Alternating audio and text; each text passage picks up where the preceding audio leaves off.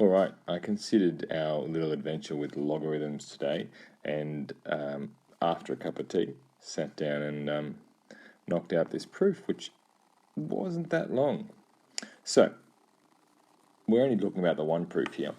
If you think about the addition of the index laws, and given you've got, I'll pause my working there, given you've got x to the y plus z equaling x to the y times x to the z. That's a known index law.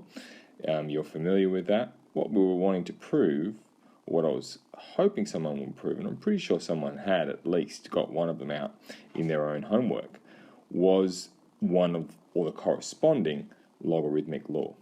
And it there is written in blue. So, how could we go about it in a orderly fashion?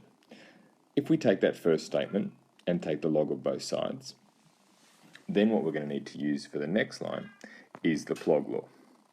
Now, I'm always working, in this case, in base x, but you could be working in any base. I've just chosen base x. So, if we take the log of both sides, and then we bring down that y plus z power on the left-hand side, we're not going to do anything to the right-hand side because we can't at this stage, okay? That's what that's going to end up like, and you're going to end up with y plus z on the left, because log of x, base x is just 1, y plus z equaling that statement on the right, log of x to the y times x to the z, base x. And this is what we're trying to prove. So we've really gotten down to a point now where we can't go any further. In its current form, we're going to need to make a substitution. And this is what we should do.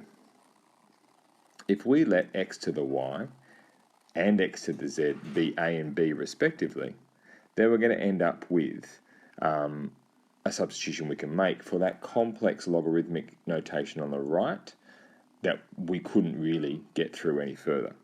So from that first statement, x to the y equals a, by definition we could rewrite that in terms of our link from an index to a log and say that y therefore is equal to the log of a base x.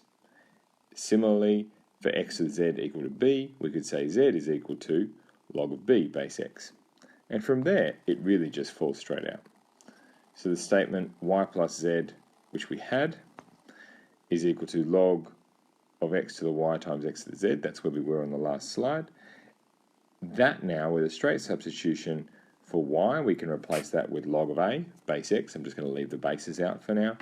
We can replace the z with log b, and on the right-hand side, if we replace x to the y with a and x to the z with b, we have therefore our log law, log of a plus log of b equals log of a plus b.